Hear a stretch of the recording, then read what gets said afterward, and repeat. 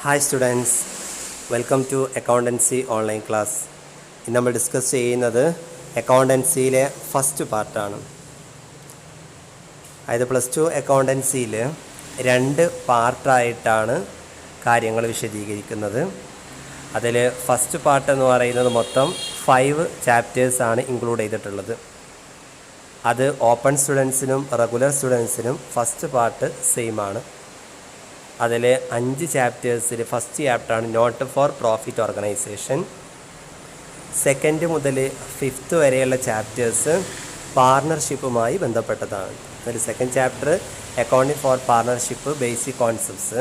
Third chapter ആകുമ്പോഴേക്കും admission of a partner. ഒരു പാർട്ണർഷിപ്പിലേക്ക് പുതിയൊരു പാർട്ണറെ അഡ്മിറ്റ് ചെയ്യുമ്പോൾ എന്തെല്ലാം അക്കൗണ്ടിങ് ട്രീറ്റ്മെൻറ്റ്സ്. അത് കഴിഞ്ഞ് 4th chapter retirement and death of a partner. നിലവിലുള്ള പാർട്ണർഷിപ്പ് ഫേമിൽ നിന്ന് ഒരാൾ റിട്ടയർ ചെയ്തു പോവുകയോ മരണപ്പെട്ടു പോവുകയോ ചെയ്യുകയാണെങ്കിൽ അക്കൗണ്ടിങ് ട്രീറ്റ്മെൻറ്റ് എന്തൊക്കെയാണ്.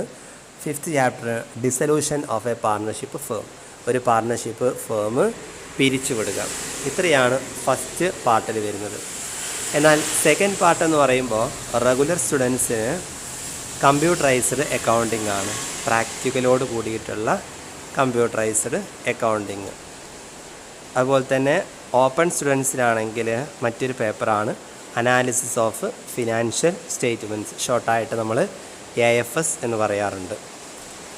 ഓക്കെ, അപ്പോൾ അതിൽ ഫസ്റ്റ് ചാപ്റ്റർ എല്ലാവർക്കും കോമൺ ആണ്. അതുകൊണ്ട് തന്നെ first chapter not for profit organisation. ഏതൊരു ബിസിനസ്സും പ്രവർത്തിക്കുന്നത് അല്ലെങ്കിൽ ഏതൊരു ബിസിനസ്സിൻ്റെയും മെയിൻ ഒബ്ജക്റ്റീവ് എന്ന് പറയുന്നത് ടു ഏൺ പ്രോഫിറ്റ് എന്നുള്ളതാണ്, അല്ലെങ്കിൽ മേക്കിംഗ് പ്രോഫിറ്റ് ഉണ്ടാക്കുക എന്നുള്ളതാണ് ഏതൊരു ബിസിനസ് സ്ഥാപനത്തിൻ്റെയും പ്രധാനപ്പെട്ട ലക്ഷ്യം. എന്നാൽ ലാഭത്തിനല്ലാതെ പ്രവർത്തിക്കുന്ന ഒരുപാട് സ്ഥാപനങ്ങൾ നമുക്ക് കാണാൻ കഴിയും.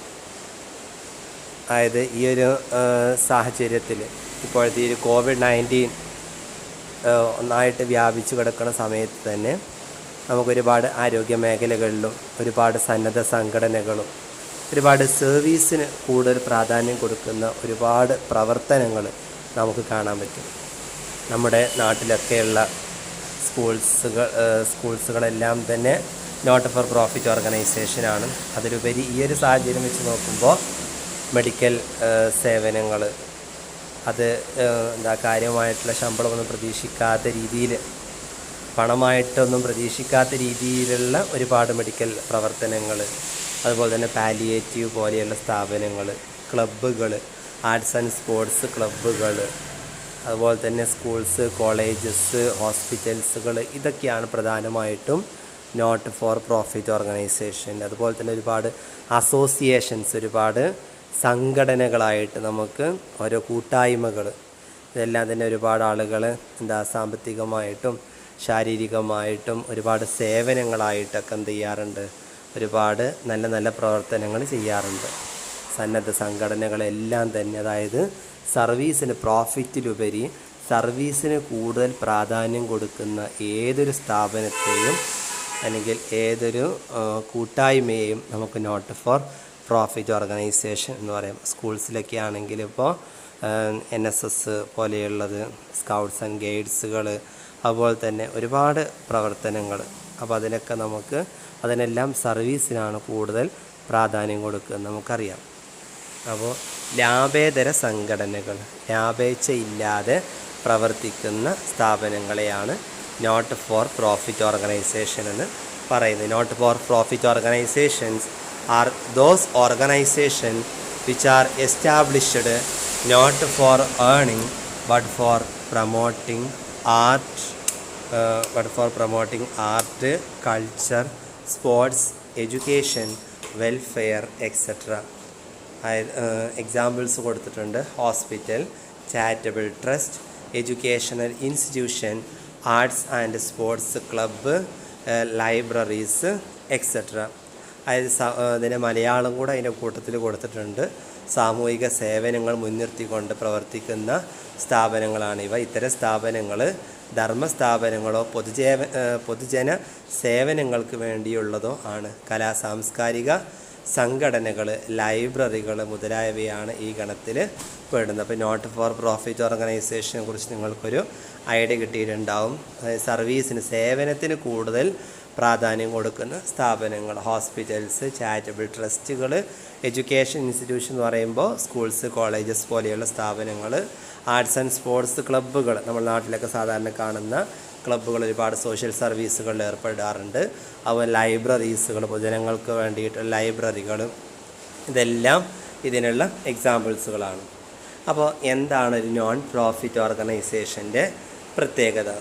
First one, they render service to their members and to community. അതിൻ്റെ മലയാളമാണ് അതിന് തൊട്ട് താഴെയായിട്ട് കൊടുത്ത 4 പോയിൻറ്റ്സുകളാണ് ക്യാരക്ടറിസ്റ്റിക്സ് ആയിട്ട് കൊടുത്തിട്ടുള്ളത്. അതിൽ ഫസ്റ്റ് വൺ, ലാഭേതര സംഘടനകൾ അവരുടെ അംഗങ്ങൾക്കും കമ്മ്യൂണിറ്റിക്കും എന്ത് ചെയ്യുന്നുണ്ട്? സേവനം നൽകുന്നു. അപ്പോൾ അതിനകത്ത് ഒരു ക്ലബ്ബാണെങ്കിൽ അതിലുള്ള മെമ്പേഴ്സിന് എല്ലാവർക്കും എന്ത് ചെയ്യാറുണ്ട്? അതിൽ സേവനം, സർവീസ് പ്രൊവൈഡ് ചെയ്യുന്നു. Second one, the affairs of such organisations are usually managed by managing committee. ഇത് മാനേജിങ് കമ്മ്യൂണിറ്റിയാണ് സാധാരണയായിട്ട് ലാഭേതര സംഘടനകളുടെ കാര്യങ്ങൾ എന്ത് ചെയ്യുക? കൈകാര്യം ചെയ്യുക. ഇത് മാനേജ് ചെയ്യുകയാണെങ്കിൽ ഇപ്പോൾ നമ്മുടെ നാട്ടിലൊക്കെ ഒരുപാട് മത സംഘടനകൾ, മദ്രസകൾ, പള്ളികൾ, അതുപോലെ തന്നെ അമ്പലം, അങ്ങനെയുള്ള ക്രിസ്ത്യൻ പള്ളികൾ എല്ലാം ഉണ്ടാവും. അപ്പോൾ അവിടെയൊക്കെ എന്ത് ചെയ്യും? നമ്മൾ ഒരു കമ്മിറ്റിയെ തിരഞ്ഞെടുക്കാറുണ്ട്. അപ്പോൾ ഒരു മാനേജിങ് കമ്മിറ്റിയാണെങ്കിൽ കമ്മ്യൂണിറ്റിയാണ് സാധാരണയായിട്ട് എന്ത് ചെയ്യുക? ഇങ്ങനെയുള്ള കാര്യങ്ങളൊക്കെ കൈകാര്യം ചെയ്യുക, തിരഞ്ഞെടുക്കുന്ന ആളുകൾ. Third one, they do not normally engaged in trading activities. വ്യാപാര പ്രവർത്തനങ്ങളിൽ ഇത്തരം സംഘടനകൾ ശ്രദ്ധ കേന്ദ്രീകരിക്കാറില്ല. ട്രേഡിംഗ് ആക്ടിവിറ്റീസ് ഒന്നും, കച്ചവട ഒന്നുമല്ല എന്ത് ചെയ്യുക? പ്രവർത്തനങ്ങളൊന്നുമില്ല അവർ നടത്തുക. അത് ഇതിൻ്റെ ഒരു പ്രത്യേകതയാണ്. Fourth one, main source of income are subscription, donation, grants etcetera. ഇവർക്കുള്ള പ്രധാനപ്പെട്ട വരുമാനം എന്ന് പറയുന്നത്, വരുമാന സ്രോതസ്സ് ഏതിലൂടെയൊക്കെയാണ് വരുമാനം കിട്ടുക? സബ്സ്ക്രിപ്ഷൻ, അതായത് വരിസംഖ്യ, ഓരോ വർഷത്തിലോ മാസത്തിലോ ഇത്ര എമൗണ്ട് എന്ന് പറയും, അതിനാണ് വരിസംഖ്യ എന്ന് പറയുക. ഡൊണേഷൻ, സംഭാവനകൾ, പിന്നെ ഗ്രാൻഡ്, അല്ലെ, ഓരോ ഗ്രാൻറ്റുകളായിട്ട് ഗവൺമെൻറ്റൊക്കെ അനുവദിക്കുക. ഇങ്ങനെയൊക്കെയാണ് ഇവിടെ പ്രധാനപ്പെട്ട ഒരു സ്രോതസ് എന്ന് പറയുന്നത്. അപ്പോൾ non profit features of NPO എന്ന് കൊടുത്തത് നോട്ട് ഫോർ പ്രോഫിറ്റ് ഓർഗനൈസേഷൻ ഷോർട്ടായിട്ടാണ്. ഇത്രയാണ് നോൺ പ്രോഫിറ്റ് ഓർഗനൈസേഷൻ്റെ പ്രത്യേകതകൾ. ഇനി അടുത്തത് അക്കൗണ്ടിങ് റെക്കോർഡ്സ് ഓഫ് NPO അല്ലെങ്കിൽ financial statements of NPO. Not for profit ഓർഗനൈസേഷൻ്റെ അക്കൗണ്ടിങ് റെക്കോർഡ്സുകൾ ഏതൊക്കെയാണ്? പ്രധാനപ്പെട്ട അക്കൗണ്ടിങ് റെക്കോർഡ്സ് എന്ന് പറയുന്നത്, ഒന്ന് receives and payments account. Second one, income receives and payments account Malayalam എന്ന് പറയുന്നത് പണം ലഭിച്ചതിൻ്റെയും നൽകിയതിൻ്റെയും account. Second one, income and expenditure account, അതായത് വരവ് ചെലവ് account. Third one, balance sheet. Okay, അപ്പോൾ ഈ 3 ഒരു നോട്ട് ഫോർ പ്രോഫിറ്റ് ഓർഗനൈസേഷൻ്റെ പ്രധാനപ്പെട്ട ഫിനാൻഷ്യൽ സ്റ്റേറ്റ്മെൻറ്റ്സ് എന്ന് പറയുന്നത്. ഇനി അതിൽ എന്താണ് receives and payments account? Receives and payments അക്കൗണ്ടിൽ പണം ലഭിച്ചു, പണം റിസീവ് ചെയ്തതിൻ്റെയും അതുപോലെ തന്നെ cash payments, cash and bank പേയ്മെൻറ്റ്സിൻ്റെയും കണക്കാണ് കാണിക്കുന്നത്. റെസീവ്സ് ആൻഡ് പേയ്മെൻറ്റ്സ് അക്കൗണ്ട് എന്ന് പറയുന്നത് it is an account which is prepared to find out the inflow and outflow of cash during a year. ഒരു വർഷത്തിൽ എന്താണ് ക്യാഷായിട്ട് വന്നതും പോയതും. ഇൻഫ്ലോ എന്ന് പറഞ്ഞാൽ സ്ഥാപനത്തിലേക്ക് ഇങ്ങോട്ട് വരുന്നതിനെയാണ് ഇൻഫ്ലോ എന്ന് പറയുന്നത്, റിസീവ്സ്. ഔട്ട്ഫ്ലോ എന്ന് പറയുമ്പോൾ ക്യാഷ് അങ്ങോട്ട് പോകുന്നത്, പേയ്മെൻറ്റ്സിനെയാണ് ഔട്ട്ഫ്ലോ എന്ന് പറയുക. It is similar to a cash book. ഈ റെസീവ്സ് ആൻഡ് പേയ്മെൻറ്റ്സ് അക്കൗണ്ട് എന്ന് പറയുന്നത് ഒരു ക്യാഷ് ബുക്കിൻ്റെ അതുപോലെ തന്നെയാണ്. ലാഭേച്ഛയില്ലാതെ പ്രവർത്തിക്കുന്ന സ്ഥാപനങ്ങളുടെ അക്കൗണ്ടിങ് സ്റ്റേറ്റ്മെൻറ്റിൽ ഉൾപ്പെട്ട അക്കൗണ്ടാണ് ഇത്. സ്ഥാപനത്തിലെ എല്ലാ പണമിടപാടുകളും ചുരുക്കി, പണമിടപാടുകളും ചുരുക്കി ഈ അക്കൗണ്ടിൽ രേഖപ്പെടുത്തുന്നു. ഇത് ക്യാഷ് ബുക്ക് തയ്യാറാക്കുന്ന രീതിയിൽ തന്നെ തയ്യാറാക്കുന്ന ഒന്നാണിത് receives and payments account. Okay, സാധാരണ ക്യാഷ് ബുക്ക് നമ്മളെന്താ റെക്കോർഡ് ചെയ്യുക? ക്യാഷ് റെസീവ്സും ക്യാഷ് പേയ്മെൻറ്റ്സും അതുപോലെ തന്നെയാണ് ഇതിനകത്തും റെക്കോർഡ് ചെയ്യുക. ഇനി അതിൽ features of receives and payments account. Receives and payments അക്കൗണ്ടിൻ്റെ പ്രത്യേകതകൾ എന്തൊക്കെയാണ്? It is a real account cash basis, അതായത് പണത്തിൻ്റെ അടിസ്ഥാനത്തിലുള്ള ഒരു യഥാർത്ഥ അക്കൗണ്ടാണ് ഇത് receives and payments account. Second one, it starts with opening cash and bank balance. ഇത് ഓപ്പണിംഗ് ക്യാഷോ അല്ലെങ്കിൽ ബാങ്ക് ബാലൻസോ വെച്ചായിരിക്കും തുടങ്ങുക. അപ്പോൾ എന്ത് ചെയ്യും? കഴിഞ്ഞ വർഷത്തെ ബാലൻസ് എത്രയാണ് അത് ഈ വർഷം തുടങ്ങുമ്പോൾ കാണിക്കും. അപ്പോൾ ഒരു ഓപ്പണിംഗ് ബാലൻസ് ഉണ്ടാവും. Third one, it ends with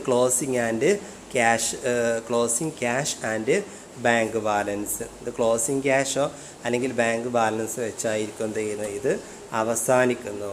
fourth one, it contains receives and payments of both capital and revenue nature. ഇതിനകത്ത് റെസീവ്സ് ആൻഡ് പേയ്മെൻറ്റ്സ് ഉൾക്കൊള്ളുന്നുണ്ട്. റവന്യൂ പേയ്മെൻറ്റ്സും റവന്യൂ റെസീവ്സുകളും എല്ലാം, അതായത് മൂലധനത്തിൻ്റെയും വരുമാനത്തിൻ്റെയും കൊടുക്കൽ വാങ്ങലുകളും എന്ത് ചെയ്യുന്നു? ഈ ഒരു ഇതിനകത്ത് റെക്കോർഡ് ചെയ്യുന്നുണ്ട്. അതായത് ക്യാപിറ്റൽ റെസീവ്സും ക്യാപിറ്റൽ പേയ്മെൻറ്റ്സും അതുപോലെ തന്നെ റവന്യൂ റെസീവ്സും റവന്യൂ പേയ്മെൻറ്റ്സും ഇതിനകത്ത് ഉൾക്കൊള്ളുന്നുണ്ട്. Fifth one, it does not contain outstanding expenses and accrued incomes and non cash items like depreciation, bad debts etcetera. Outstanding expense അതുപോലെ തന്നെ അക്രൂഡ് ഇൻകംസ്, നോൺ ക്യാഷ് ആയിട്ടുള്ള ക്യാഷ് അല്ലാത്ത ഐറ്റംസുകളായിട്ടുള്ള ഡിപ്രിസിയേഷനും ബാഡ് ഡെറ്റ്സുകളൊന്നും ഇതിനകത്ത് എഴുതുന്നില്ല. അതാണ് ഇതിൻ്റെ മറ്റൊരു പ്രത്യേകത. ഔട്ട്സ്റ്റാൻഡിങ് എക്സ്പെൻസ്, അക്രൂഡ് ഇൻകം ഇവയൊന്നും രേഖപ്പെടുത്തില്ല. അതുപോലെ തേയ്മാനം, കിട്ടാക്കടം മുതലായവ പണമല്ലാത്ത ഇനങ്ങളും ഈ അക്കൗണ്ടിൽ രേഖപ്പെടുത്തുന്നില്ല. Sixth one, receives are entered on the debit side and payments are entered on the credit side. റെസീപ്റ്റുകളൊക്കെ ഏത് സൈഡിലായിരിക്കും? ഡെബിറ്റ് സൈഡിൽ എഴുതുന്നു. പേയ്മെൻറ്റ്സുകളെല്ലാം ക്രെഡിറ്റ് സൈഡിലും എഴുതുന്നു. അതാണ് റെസീപ്റ്റ്സ് ഡെബിറ്റ് സൈഡിലും പേയ്മെൻറ്റ് ക്രെഡിറ്റ് സൈഡിലും ചേർക്കുന്നുണ്ട്.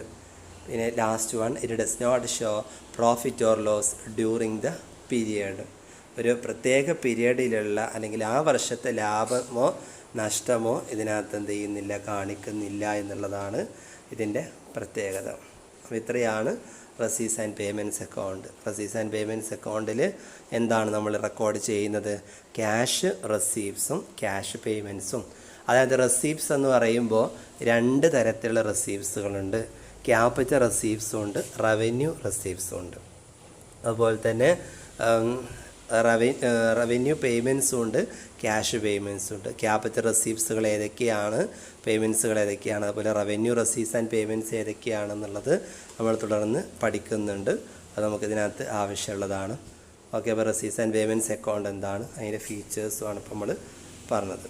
ഇനി അതിൻ്റെ റെസീവ്സ് ആൻഡ് പേയ്മെൻറ്റ്സ് അക്കൗണ്ട് എങ്ങനെയാണ് തയ്യാറാക്കുക എന്നുള്ളതൊക്കെയാണ് നമുക്ക് അടുത്ത ക്ലാസ്സിൽ പഠിക്കാനുള്ളത്. അപ്പോൾ ഇന്ന് നമ്മൾ ഡിസ്കസ് ചെയ്തിട്ടുള്ള കാര്യങ്ങൾ എന്താണ് നോൺ ഫോർ പ്രോഫിറ്റ് ഓർഗനൈസേഷൻ, അതിൻ്റെ ഫീച്ചേഴ്സ് എന്തൊക്കെയാണ്, അതുപോലെ തന്നെ നോട്ട് ഫോർ പ്രോഫിറ്റ് ഓർഗനൈസേഷൻ്റെ അക്കൗണ്ട് റെക്കോർഡ്സുകൾ ഏതൊക്കെയാണ്, അതിൽപ്പെട്ട ഒന്നാമത്താണ് റെസീവ്സ് ആൻഡ് പേയ്മെൻറ്റ്സ് അക്കൗണ്ട്, അതിൻ്റെ ഫീച്ചേഴ്സ്. ഇത്രയാണ് നമ്മൾ ഡിസ്കസ് ചെയ്യുന്നത്. ഓക്കെ.